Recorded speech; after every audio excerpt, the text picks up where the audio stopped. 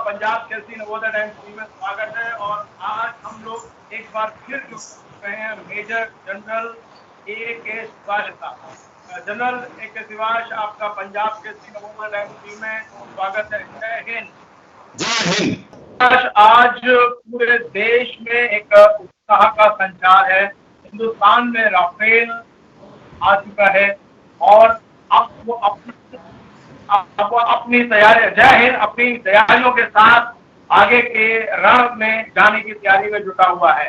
दूसरी तरफ दुश्मन यानी चाइना, चीन जो है वो अपनी तैयारियों में जुटा हुआ है। दक्षिण चीन महासागर में भारत ने चीन को घेरने की तैयारियां शुरू कर दी हैं। दूसरी तरफ लद्दाख यानी गलवान में जो चीनी सैनिक हैं वो अपनी जगह से पूरी तरह से अभी नहीं हटे हैं। हाँ, हालात को आप कैसे देखते हैं? देखो अनिल, इसमें कोई दो राय नहीं कि भारत की वायु की क्षमता बहुत बड़ी है रफेल आने से। ये जो रफेल आए हैं 5, ये एक प्रकार से गेम चेंजर हैं। पूरे 18 आ जाएंगे एक स्क्वाड्रन में। ये 17 गोल्डन एरो स्क्वाड्रन है जो अंबाला में रहेगा, क्योंकि इसके अंदर जो खसूसियत है रफेल की, उसको देख के मुझे पूरा विश्वास है चीन को काफी डर लगेगा और पाकिस्तान को भी। एक तो ये जो सबसे बड़ा इंपॉर्टेंट है, ये डीप स्ट्राइक एयरक्राफ्ट है, मीडियम मल्टी रोल एयरक्राफ्ट, जिसका रेडियस ऑफ सर्किट 1700 किलोमीटर है। ये पिन पॉइंट टारगेट को हिट कर सकता है, ये एयर डिफेंस कर सकता है, ये आपको ग्राउंड ट्रूप्स को स्पोर्ट फायर दे सकता है। और इसके पास जो हथियार से लैस है वो बहुत काबिल तारीफ है। जिस प्रकार से इसके पास मिटोर मिसाइल है, एयर टू एयर मिसाइल है, वो जो है कि आपके दूसरे एनिमी के एयरक्राफ्ट को 60 किलोमीटर से 150 किलोमीटर तक भी मार गिरा सकता है। और एक बार लॉक इन कर दे तो 100% शॉट है और 100% टारगेट को हिट करेगा। उसके बाद इसके पास जो है स्कैल्प मिसाइल है। जो स्कैल्प मिसाइल है उसकी रेंज ऑलमोस्ट 500 से 700 किलोमीटर है, वो है एयर टू ग्राउंड। और स्कैल्प मिसाइल से आने से अनिल, ये एक चीज ध्यान रखो, जिस प्रकार से हमने बालाकोट के लिए टारगेट को हिट करने के लिए जो कि एक प्रकार से launch pad plus training area जो दुश्मन के जैसे मोहम्मद के थे, उसके लिए हमें लाइन ऑफ कंट्रोल क्रॉस करना पड़ा था।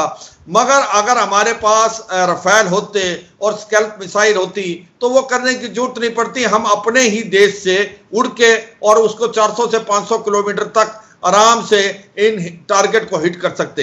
तो ये है काबिल स्कैल्प की। इसके बाद एक है हैमर मिसाइल। सबसे बड़ी समस्या ये है कि अभी तक जो चीनी सैनिक हैं वो गलवान में पीछे नहीं हटे हैं। लगभग भारी तादाद में चीनी सैनिक अभी भी वहां जमा हुए हैं। चीन ने अपनी तैयारियां तेज कर दी हैं। पिछले दिनों सुनने में यह आया कि अमेरिकन जेट ने भी शंघाई के पास जाकर के चीन को आंखें दिखाई। अब आपको क्या लगता है, दक्षिण चीन महासागर में भी भारत ने चीन को घेरना शुरू कर दिया है? आगे के हालात अगर हम बात करें भारतीय परिप्रेक्ष्य में, तो दुनिया के जो देश हैं उनका क्या नजरिया है, वो किस प्रकार की तैयारियों में लगे हुए हैं? क्या वो भारत के साथ खड़े होकर के इस बात की प्रतीक्षा कर रहे हैं कि अगर चीन ने जरा सा भी कोई हरकत की तो पूरी दुनिया जो है वो विश्व के नक्शे में चीन को घेर लेगी? बिल्कुल ठीक है अनिल, इसमें कोई ये बात आपकी ठीक है। जो लद्दाख के अंदर जो डिसएंगेजमेंट की प्रतिक्रिया पूरी होनी थी, अभी तक वो पूरी नहीं हुई है। स्पेशली गोगरा और पेट्रोल पॉइंट 17A और जो आपका पेंगेंगसो का एरिया है फिंगर 5 से 8 तक, और कुछ हद तक देपसांग का जो एरिया है वहां से चीनी अभी तक पीछे नहीं हटे हैं। और ये प्रतिक्रिया अभी 5th आर्मी कमांडर की कॉन्फ्रेंस चलेगी जिसमें हमारे कोर कमांडर उनका। तो एक प्रकार से जो चीन है मुझे लगता नहीं इतनी जल्दी डिसएस्केलेट करेगा और ये बात पूरी सर्दियों तक जाएगी और भारत इसके लिए तैयार है। भारत तैयार है, अगर कोई भी सिचुएशन होती है हम उसका जवाब देने के लिए काबिल हैं। अब जो बात आपने बताई कि आज की तारीख में साउथ चाइना सी में चीन को घेरा जा रहा है। जैसे प्रकार चीन ने एक बार था आर्टिफिशियल आइलैंड बना के 9 एक लाइन बना के सारा इलाका अपने आप के कब्जे में करने की कोशिश की है। तो जो एशियन कंट्री वो सब उसके विरुद्ध हैं। जिस प्रकार से आपके ताइवान तो की प्रॉब्लम तो चल ही रही है चीन के साथ, मलेशिया है, वियतनाम है, इंडोनेशिया है, फिलीपींस है, उनके साथ सबके साथ ये प्रॉब्लम है साउथ चाइना सी में, और इसके साथ आपका जापान में है सेनकाकू आइलैंड में, और अभी कहीं ना कहीं अमेरिका फुल फ्लैश से साउथ चाइना सी में आ गया है। वो अपने 2 एयरक्राफ्ट कैरियर लेके आ गया है, यूएसएस निमतेज और यूएसएस रोनाल्ड रीगन। तो एक प्रकार से बहुत ज्यादा प्रेशर डाला जा रहा है चीन पे साउथ चाइना सी में। और इसके अलावा अनिल कि जो ये आपका साउथ चाइना सी के अलावा इंडो पैसिफिक है, वहां पर भी अभी क्या हो रहा है कि भारत, अमेरिका, जापान और ऑस्ट्रेलिया मिले के जो क्वाड का हिस्सा है वो भी एक प्रेशर डाल रहा है, और वो भी एक प्रकार से जो चीन को बता रहा है कि फ्री नेविगेशन होनी चाहिए, रूल ऑफ द गेम होनी चाहिए, इंटरनेशनल लॉ फॉलो करने, जो चीन नहीं फॉलो कर रहा। तो ये एक पहल है। अभी एक मालाबार एक्सरसाइज जिसके अंदर भारत और अमेरिका, फिर जापान भी आ गया था, और इस बार से रूस भी, इस बार से ऑस्ट्रेलिया भी आ रहा है। तो एक प्रकार से चारों तरफ से चीन को घेरा जा रहा है, और चीन को डिप्लोमेटिकली भी, पॉलिटिकली भी और मिलिट्रिली भी। और ये जो आपने बात की कि इंडो पैसिफिक में इसका क्या वो है, इसमें सबसे इंपॉर्टेंट चीज है अनिल कि जो चीन का ट्रेड है 70 से 80% जो ऑयल आता है मिडिल ईस्ट से वो मलक्का स्टेट से जाता है, और वो मलक्का स्टेट जो है इंडियन ओशन में है, और हमारे बैकयार्ड में, हमारे अंडमान निकोबार के आइलैंडों से ज्यादा दूर नहीं। और भारत की नेवी जो है इतनी सक्षम है, उसके पास जो एयरक्राफ्ट कैरियर है ग्रुप, जो आईएनएस विक्रमादित्य है, बाकी सबमरीन हैं जैसे आईएनएस इरांट न्यूक्लियर सबमरीन, और बाकी फ्रिगेट, वो भी वहां पर अपना जमावड़ा लगा के चीन के ऊपर बहुत प्रेशर डाल रहे हैं। अगर लड़ाई होती है तो हम चीन के जो ऑयल आता है मिडिल ईस्ट से और ट्रेड जाता है उसको आराम से चौक कर सकते हैं। तो यह चीन को मालूम है कि यह कार्रवाई भारत कर सकता है, और भारत की मदद के लिए आज पूरा संसार आपके साथ खड़ा है। जो democracies of the world are together, यह है माइक पोम्पियो का स्टेटमेंट, जो कि सेक्रेटरी ऑफ स्टेट हैं अमेरिका के। तो एक प्रकार से प्रेशर पूरा डाला जा रहा है चीन पे, militarily, diplomatically, politically and economically. आपको क्या लगता है कि अगर हम, यानी भारत अगर उनकी तेल की लाइनें ब्लॉक कर देगा तो कितने दिन का स्टॉक उनके पास रहता है? वो लोग कितने दिन इस लड़ाई को, इस तनाव को झेल पाएंगे चाइना की सरकार? देखो अनिल, इसका कहना तो बहुत मुश्किल होगा कि कितने दिन झेल पाएंगे, मगर एक चीन एक बड़ा इकोनॉमिकली स्ट्रांग देश माना जाता है। आज के जमाने में वो अपने आप को अमेरिका के साथ तुलना करता है, और आने वाले टाइम में सुपर पावर का ख्वाब ले रहा है। अगर भारत जैसा देश, अगर भारत जैसा देश उसको ब्लॉक कर देता है साउथ अपना इंडियन पैसिफिक रीजन में, जो आपके इंडियन ओशन में, तो एक प्रकार से उसको बहुत बड़ा धक्का लगेगा। यह भी अलग बात है कि उसके पास ऑल्टरनेटिव हैं तरीके आने के, मगर वो बहुत कॉस्टली हैं। या तो ऊपर से अंटार्कटिक से आएगा या पीछे सर्कटस रूट से जाएगा। मगर ये अगर हम करने में काबिल होते हैं तो चीन को एक बड़ा धक्का लगेगा। उसकी जो एक प्रकार से जो एटीट्यूड है या उसकी पोजीशन है उसके ऊपर वर्ल्ड में धक्का लगेगा, आकार वो निकल जाएगा।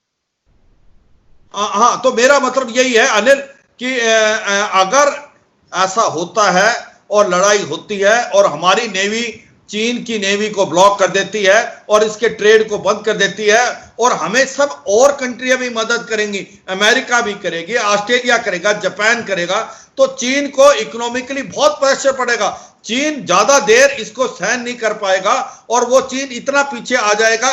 वो जो ख्वाब ले रहा है कि मैं सुपर पावर बनूंगा अगली डिकेड में, वो नस धस हो जाएगी। क्योंकि एक प्रकार से अगर लड़ाई होती है नुकसान दोनों देशों को होगा, मगर हमारा फिर भी कम होगा। चीन को बहुत बड़ा नुकसान सहन करना पड़ेगा। और जैसे हम बता रहे हैं, इंडियन जो इंडियन पैसिफिक है और अपना इंडियन ओशन है, उसके अंदर भारत की नेवी एक प्रकार से बहुत स्ट्रांग नेवी है और ये एक सॉफ्ट वैली माना जाता चीन का। तो चीन को एक प्रकार से बहुत बड़ा धक्का लगेगा और उसकी इमेज को डेंट करेगा, उसकी प्रेस्टीज के ऊपर इंपैक्ट पड़ेगा और उसको ये बात जो है आने वाले टाइम में एडवर्स इंपैक्ट करेगी। तो मुझे पूरा विश्वास है कि चीन 10 बार सोचेगा भारत से युद्ध करने की, क्योंकि वो जो अपने इंडियन ओशन में और मलक्का स्टेट में बहुत ही कमजोर है। अमूमन देखा ये जाता है, मोहल्ले में जो व्यापारी होता है या दुकानदार होता है वो जल्दी किसी से लड़ाई नहीं करता, तो उसे ये लगता है कि उसकी दुकानदारी प्रभाव। और चीन जो है एक दुकानदार देश है, एक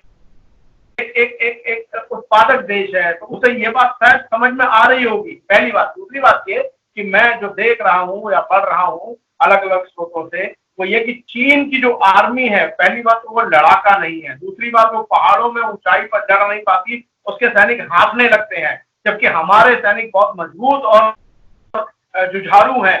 हमने देखा भी गलवान में, हमारे अगर 20 सैनिक मारे गए, शहीद हुए, तो उनके 100 से ज्यादा सैनिक मारे गए। और इसी तरीके से हमारी जो शक्तियां हैं, जो ताकत है, क्या वो पहाड़ के अलावा ओशन में, हवा वायु सेना में कहाँ कहाँ हमारी शक्तियां सबसे ज्यादा हैं जनरल शिवाश?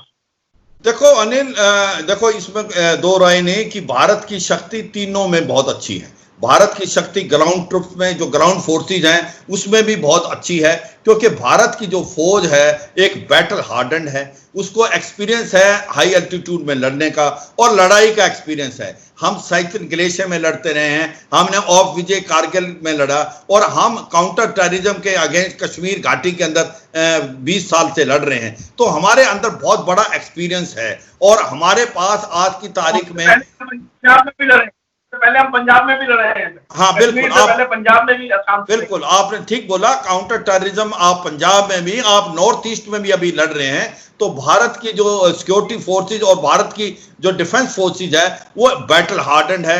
मगर चीन जो है उसने कोई लड़ाई नहीं देखी 1979 के बाद, 1979 के बाद। और 1979 के बाद में जब वियतनाम के साथ चीन का युद्ध हुआ था तो चीन को मुंह की खानी पड़ी थी। और आपको भी मालूम होगा अनिल, 1967 में भी हमारा एक बार मुकाबला हुआ था नथुला में चीन के साथ, वहां पर हमने 400 से ज्यादा चीनियों को मौत के घाट उतार दिया था। तो एक प्रकार से जो चीन की फौज है उसको हाई एल्टीट्यूड में लड़ने का बैटल एक्सपीरियंस बिल्कुल कम है, तो ये हमारे फेवर में। उसके बाद हमारे फेवर में ग्राउंड ट्रूप्स में हमारे पास T-90 टैंक्स हैं, हमारे पास M777 गन है, हमारे पास अच्छा रॉकेट सिस्टम है, मिसाइल्स हैं, उसके बाद हमारे पास एयर डिफेंस सिस्टम है। अब जो गेम चेंजर सबसे ज्यादा अनिल है वो भारत की वायुसेना का है, जो कि हमारे पास पहले ही जहाज थे, सुखोई 30 MKI, उसके बाद मिराज 2000, MiG-29, जगूर एयरक्राफ्ट, उसके बाद अटैक हेप्टर जो आगे अपाचे